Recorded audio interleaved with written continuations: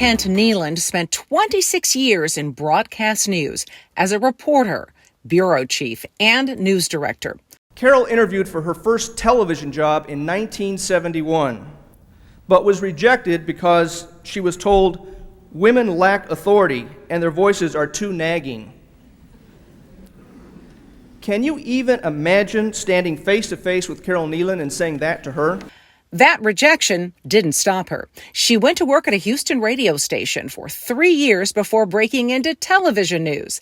There at Houston's NBC affiliate, KPRC-TV, she covered City Hall and general assignments. 3 years later, she came to work in Dallas at WFAA-TV. In 1981, she opened that station's first news bureau in the state capitol. The Texas legislature is back in session, and News 8 is there, where Carole Kneeland heads Dallas-Fort Worth's only full-time television news bureau. It was an all-woman operation. Paula McCarter was Carole's photographer and editor. Together, the two of them took on what was then a state house dominated by men. Longtime Austin news anchor Judy Maggio got her start as Carole's first intern.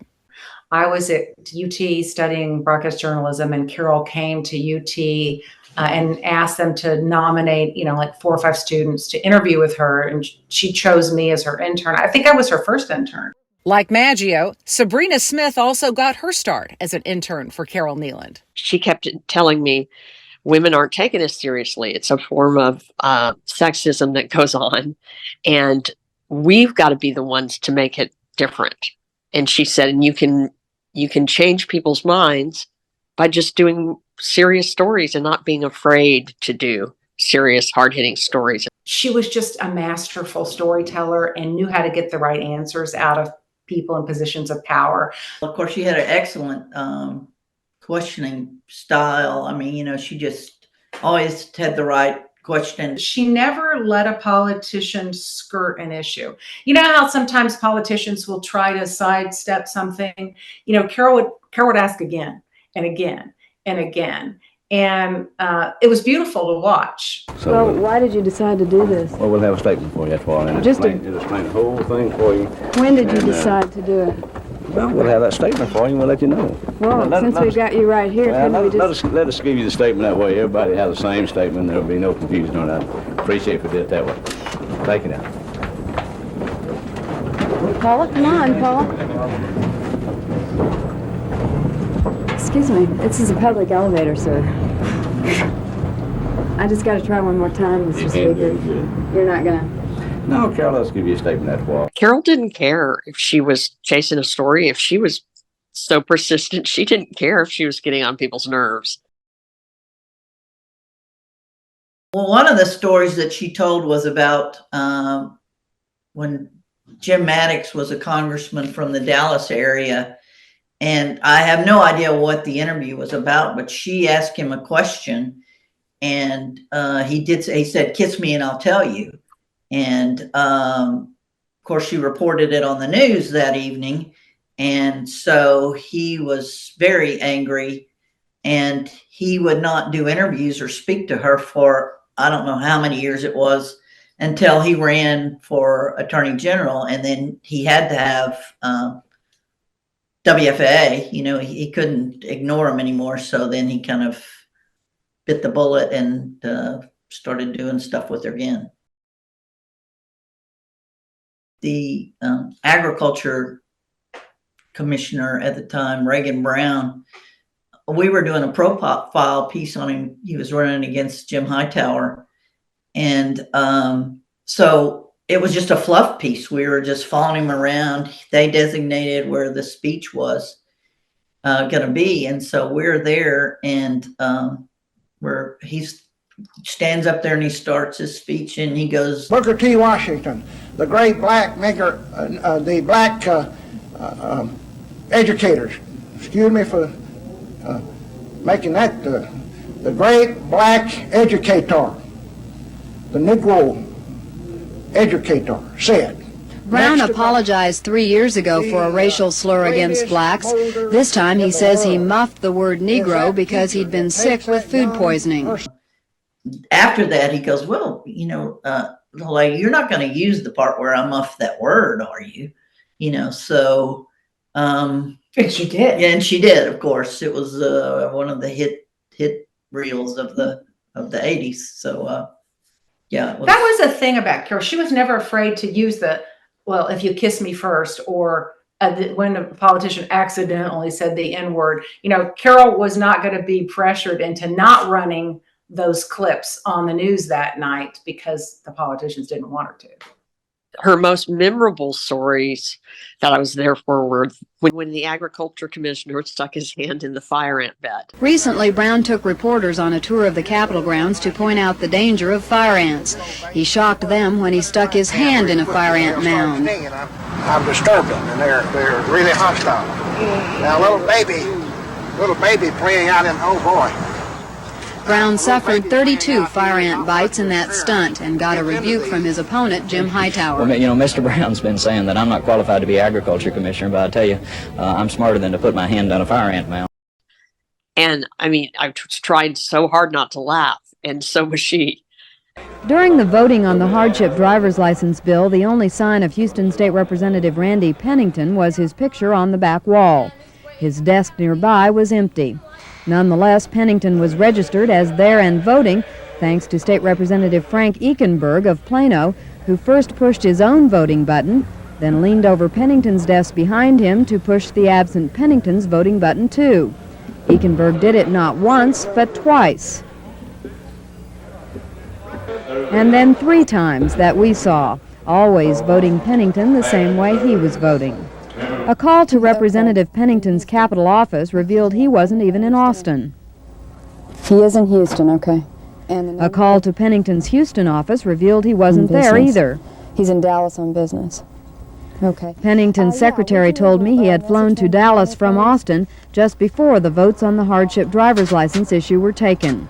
The House rules state that a member must be on the floor of the House or in an adjacent room or hallway on the same level as the House floor in order to vote. So we asked Representative Eichenberg why he voted for his colleague Pennington when Pennington was out of town. What about that? Why were you voting for Randy Pennington today?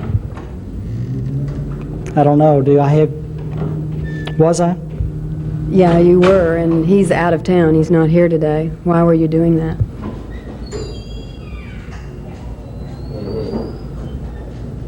No answer? Eichenberg never spoke another word during the interview except to excuse himself to go to a committee meeting. Thank you very much. Another incident was, with Governor Clements, when there was a story over SMU, the scandal when they were paying the players. Channel 8's Carole Kneeland asked the governor again, and this time the governor says he did know about the payments, and he knew that the payments continued. As for why he didn't tell the NCAA, which was already investigating SMU, when I talked in terms that we are cleaning up the program and we will return SMU's program to absolute integrity, which I've said, I am convinced in my mind that they knew exactly what I was talking about. Was it the whole truth and nothing but the truth, he was asked? Well, we weren't operating like inaugural day with the Bible, Dave, and there wasn't ever a Bible present. We were assigned hanging out outside the state capitol, and Clements walks up and, Carole goes, "How do you think this report will affect your credibility, Governor? Because the report says that you were dishonest." And she had such expressive and wonderful eyes. You knew when you had laid an egg, but you also knew when you'd really scored. After 18 years as a reporter, Carole decided she wanted to go into news management. In 1989, she was appointed news director at KVUE TV, the ABC affiliate in Austin, Texas. One candidate favors the elimination of anti-drug laws. As news director, she established the practice of truth tests for political ads. And she also established stricter standards for crime reporting. That drew national attention. One Texas television station adopted tough guidelines for covering crime. KVUE's decisions about which crimes merit coverage don't always come easily. And if the thing that I would ever be known for was that I got fired because I tried to reduce the amount of senseless, violent crime on the station, That's okay with me. In 1997, she was presented with a commendation award by the Radio TV News Directors Association. Carole Kneeland has worked in radio, newspapers, and television. She has a great resume, but this award isn't about where she's worked or what her title is. It's about what she has contributed to her colleagues and our profession during her career. She knew the right way to run a newsroom, and she showed people how a newsroom could be run by a woman and be run in a different way and be more fair and a better place to work than most of the newsrooms that any of us had ever worked in. Shortly after becoming news director, she was diagnosed with breast cancer. She had a double mastectomy and thought she was cancer-free. But 4 years later, the cancer returned. I went instantly to anger. I lost both of my breasts. I did 6 months of chemo. I threw my guts up. I lost a lot of my hair. I did 3 months of radiation and was totally exhausted. For a whole year, I did all those things that they told me to do. Then suddenly, we're not sure. We're not sure what's going to happen. The feeling that comes with cancer is like the feeling you used to have when you were little and you thought your parents might die. It's like real cold. It's not really a fear of dying. It's a fear that you may have a real awful death. Just real painful and kind of real inconvenient for other people. She was also brave. I knew her in her later years. She had breast cancer. I had breast cancer. And she was going to die from hers. And I wasn't going to die from mine. And I learned so much about just getting on with life in the face of death from this woman. She knew her life was going to be shortened greatly. And yet she lived with such grace and showed such grace that whenever I think about dying from any reason whatsoever, it's like I want to go out the way Carole went out. Carole Kneeland passed away in January of 1998. She was 49 years old. Trailblazer, mentor, and role model, Carole will always be remembered for her courage, honesty, and the positive impact she made on the profession of television journalism.